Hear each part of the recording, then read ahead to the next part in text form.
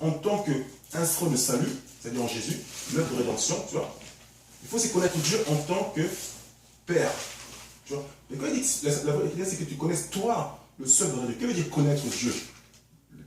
L'épître de Jean, Jean dit connaître Dieu, c'est garder ses commandements. Tu vois. Quand tu as obéi l'évangile de Jésus-Christ, tu as fait ce que Dieu demande pour être sauvé. Parce qu'il faut être sauvé, être sauvé. Quand tu as fait ce qu'il faut faire pour être sauvé, tu as connu Jésus-Christ, l'instrument que Dieu a établi pour notre salut. C'est le point de départ. Mais après, pour être sauvé, il faut maintenant connaître Dieu en tant que Père. Tu vois. Donc, c'est pour ça qu'il faut avoir à tout moment à l'esprit que quand Jésus parlait, des fois il parle en tant qu'homme. Et quand il parle en tant qu'homme, il est soumis à la même loi qu'il a établie pour les hommes, qui est un seul Dieu adoré. Quand il dit je vais vers mon Père, ce n'est pas qu'il y a deux pères au ciel, il y a un seul Père.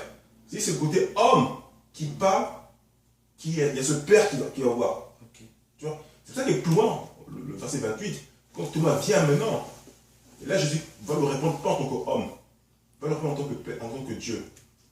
Quand Thomas dit quand Thomas dit que Seigneur est Dieu, il dit que... Ouais, mais enfin, moi je donc il a joué, alors Dieu a joué un rôle, alors c'est pas une manière de tromper son auditoire. Je vais s'apporter un point. On va lire 2 versets d'écriture et vous allez donner un point de vue par rapport à ça. Est-ce que vous pouvez lire Ésaïe 43, 11?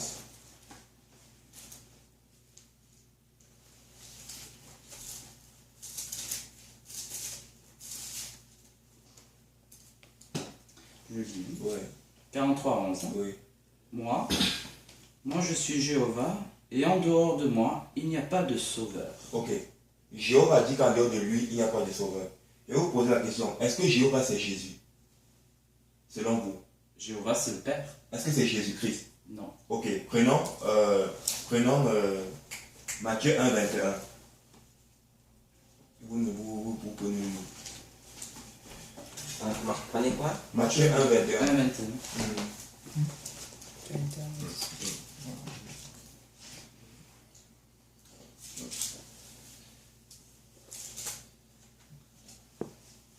Oui. Elle mettra au monde un fils, et tu devras l'appeler le nom de Jésus, car il sauvera son peuple de ses péchés. Jésus sauvera son peuple de ses péchés. Or, Jéhovah dit qu'en dehors de lui, il n'y a pas de sauveur. Si Jéhovah n'est pas Jésus, c'est qu'il y a un problème avec ce verset.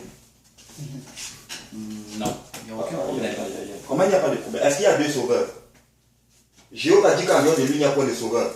Mais Jésus qui vient dire que c'est lui qui va sauver son peuple de ses péchés. Oui, mais il faut voir dans le contexte. Ouais, c'est dit ce verset. Quand vous dites quel contexte? Le contexte dans Isaïe ou dans Matthieu? Alors. Quand vous dites le contexte, quel contexte? C'est quoi le deuxième verset, excuse-moi? Matthieu 1, 21. Matthieu 1, 21. Allez, explique-moi un peu le contexte. Comment vous dites dans le contexte? Contexte, qu'est-ce qu'on comprendrait par rapport à ce verset?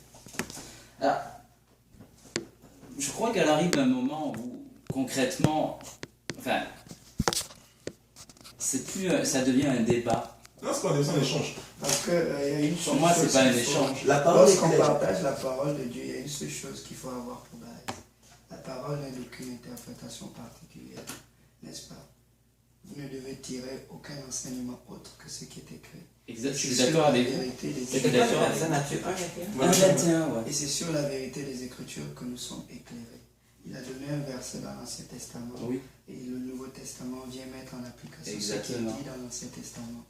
Et là, en tant qu'homme sage qui désirons chercher la vérité réelle. Oui. Mais on ne désire pas la chercher, on l'a trouvée. On l'a trouvée. Okay. Vous l'avez trouvée, nous l'avons trouvée. En tant que personne ayant trouvé la vérité, n'est-ce pas, il regarde. Et si c'est véritable de ce côté, si c'est véritable de ce côté, ça veut dire que les deux vérités se joignent. Et nous arrivons à la conclusion qui nous dit que Jésus-Christ est le Dieu véritable. Dans 1 Jean 5, 21. N'est-ce pas? Donc, non, juste pour dire, au témoignage de 2 ou 3, que toute vérité soit établie. Donc, ils vont vous donner tellement de vérités bibliques. Nous aussi. Et vous allez donner tellement de mais vérités. Mais regardez, tantôt on a lu. Apo. A lu Jean 17, 3. Il faut apprendre à connaître Jéhovah et celui qui a envoyé son fils. Donc, on dit la même chose. Pour être sauvé, on doit croire en Dieu et en son Fils. Et en son Les Fils. les deux vous sauvent. On ne peut pas seulement croire en un sans croire à l'autre. Il y a- On doit croire aux deux. Il y a combien de Et personnes? c'est dans ce sens-là que les deux sont des sauveurs. Il y a combien de personnes? Non, qui là, sont- là, on n'est pas dans la même direction. Il y a Là. combien, il y a D'abord, combien de oui. sauveurs? Il y a combien de personnes qui sauvent? Font-le être clair, n'est-ce pas? L'œuvre salvatrice vient de qui? Mais Jésus Non, non, non. Il faut est le représentant de son Père.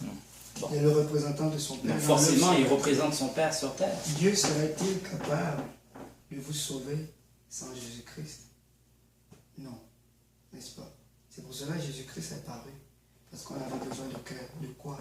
Sans effusion de sang, il n'y a pas de pardon de péché. Tout à fait. Et l'inverse est vrai aussi. Pareil. Justement.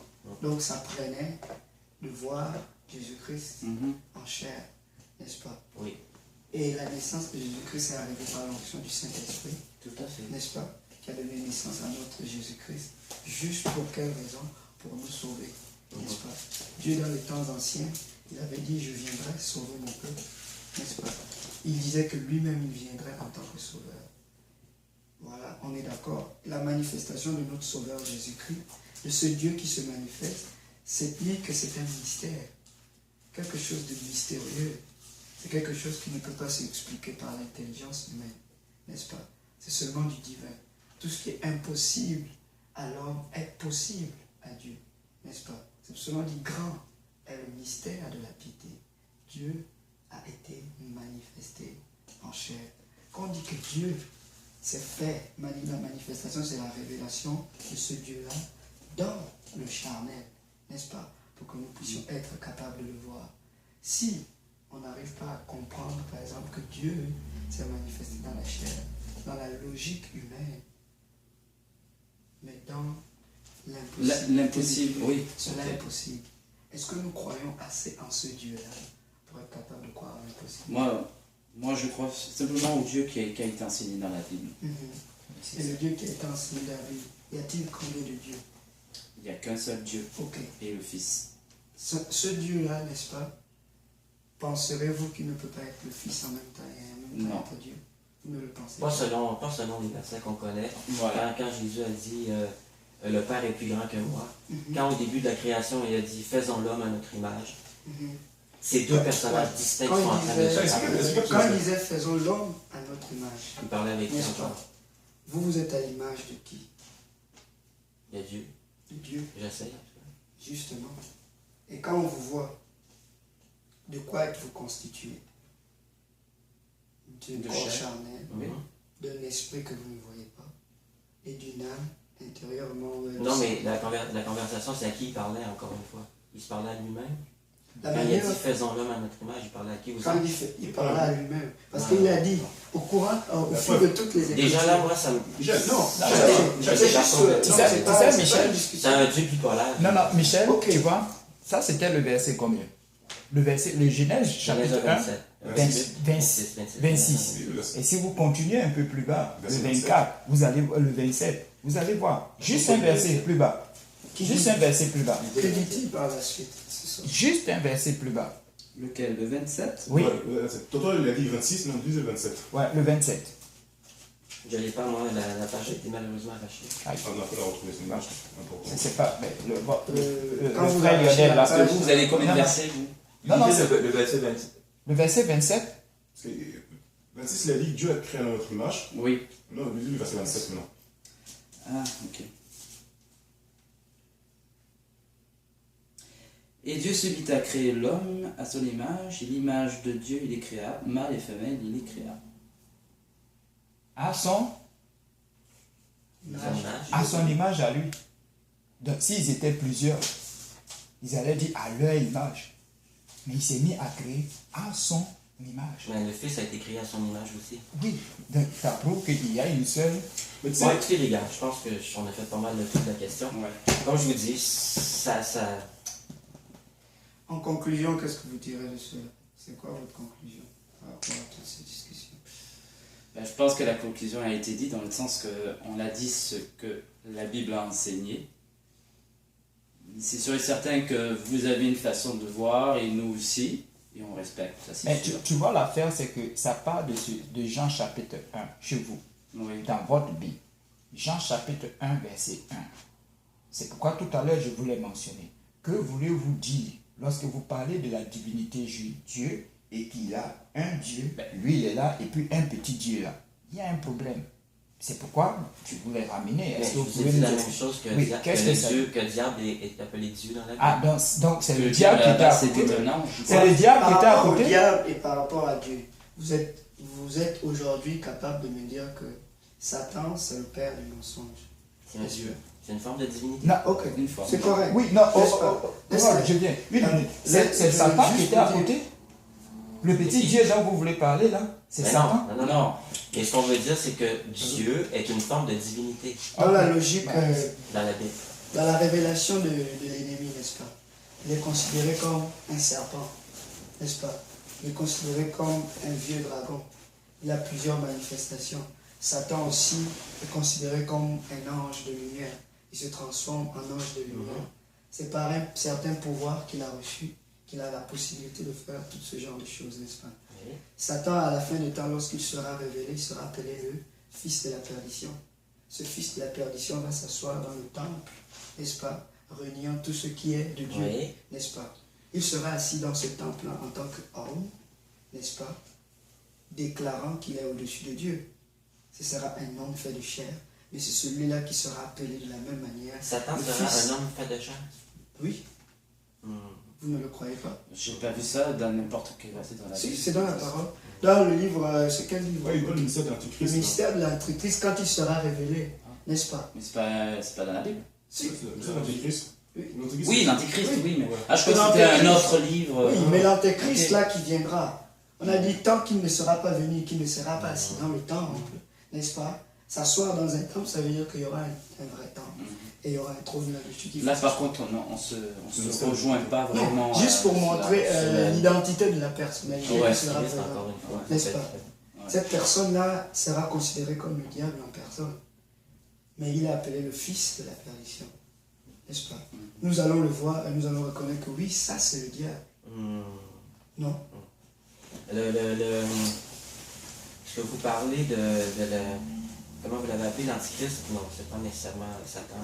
C'est pas Satan. Non, c'est le fils de la perdition qui sera sur le trône, c'est Mais vous, Les amis, on a rendez-vous. mais vous n'avez pas expliqué encore le petit Dieu qui était là. Qui était Non, le petit Dieu? c'est que Jésus est une forme de divinité, mais Donc, n'est pas, Dieu n'est est pas à là, la place de Dieu, Dieu. Ne remplace pas. c'est le Fils. Donc c'est le fils qui était assis à côté là. Lionel, Non, oui. Mais On c'est reconnaît que Dieu. c'est Jésus. Mais le petit Dieu là, c'était Jésus. Oui.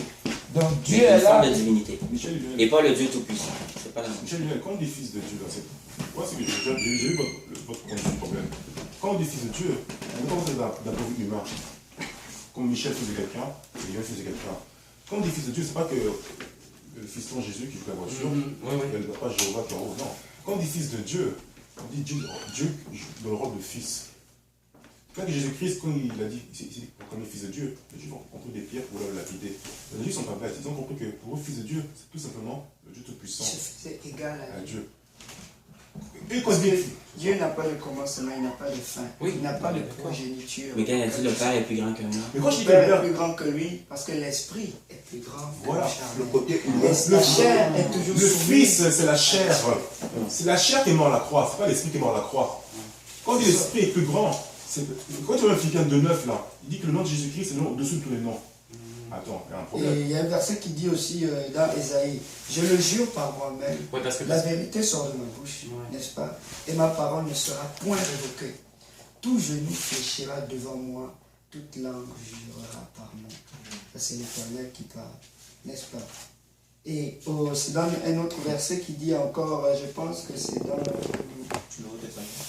dans le Nouveau Testament, ça c'est Philippiens 2:10. Afin qu'au nom de Jésus, tout genou fléchisse dans les cieux, sur la terre et sous la terre. N'est-ce pas? Tout genou fléchira devant l'Éternel et tout genou fléchit devant Fléchira. Parce qu'un jour, Jésus aura la position d'être Ah, roi Michel. au ciel. Oubliez le même. Il aura la position d'être au ciel. Mais on dit que ce Jésus-là, il sera éternel, n'est-ce pas? Son trône régnera pour l'éternité. Bon, les gars, c'est bien, mais on va... Le truc. Oh non, non, pas de... Ça C'est correct. On rend gloire à Dieu. Ça a été un plaisir quand même de partager ce débat.